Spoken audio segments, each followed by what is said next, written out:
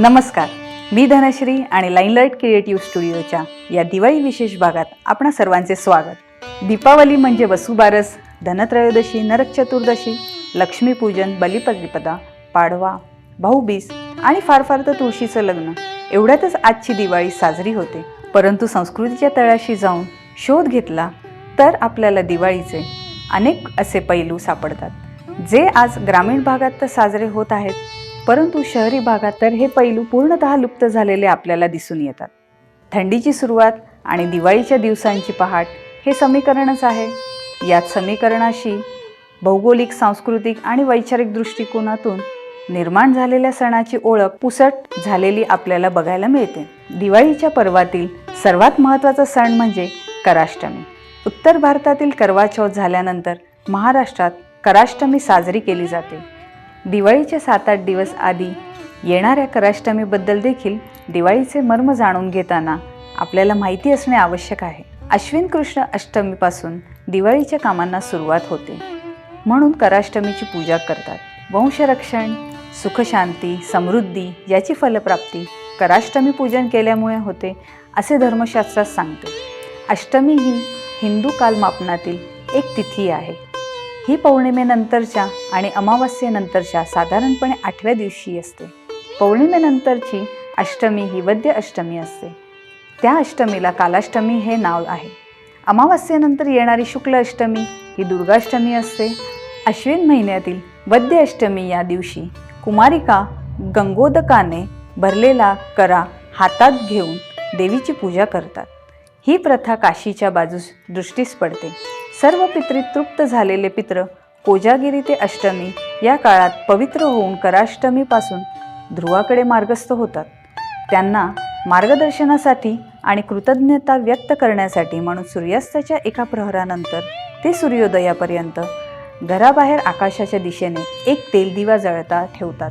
तोच आकाशदीप। पृथ्वीपासून ध्रुवापर्यंत अंतर कापायला आत्म्यांना 10 दिवस लागतात। सतत प्रकाशाने त्यांचे मार्गक्रमण सुकर व्हावे म्हणून आजपासून दीपोत्सव प्रारंभ होतो।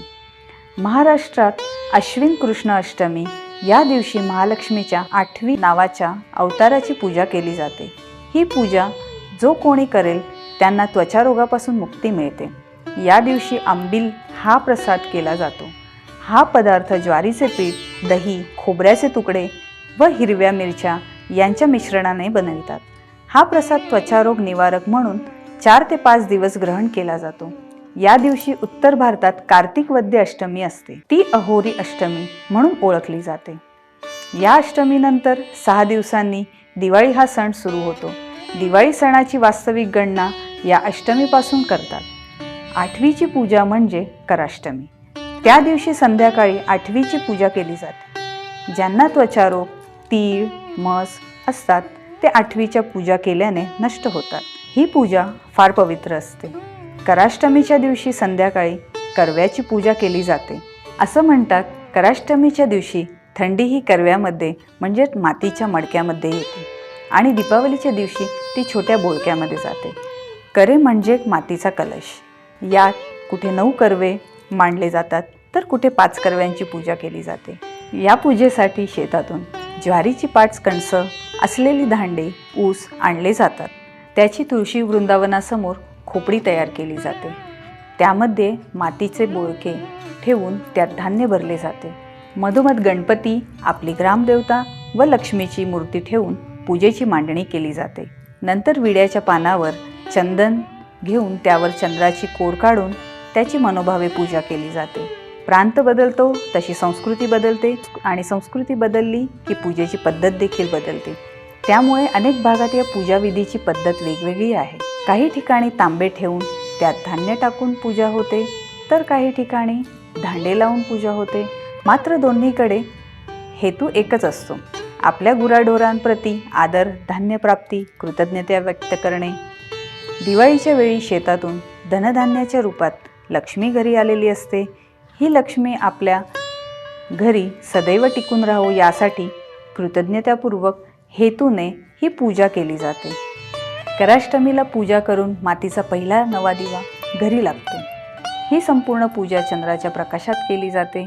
असं म्हणतात की महाभारतातील गांधारी आणि कुंतीने कराष्टमीची प्रथम पूजा केली होती. तेव्हापासूनच हा सण साजरा होऊ लागला.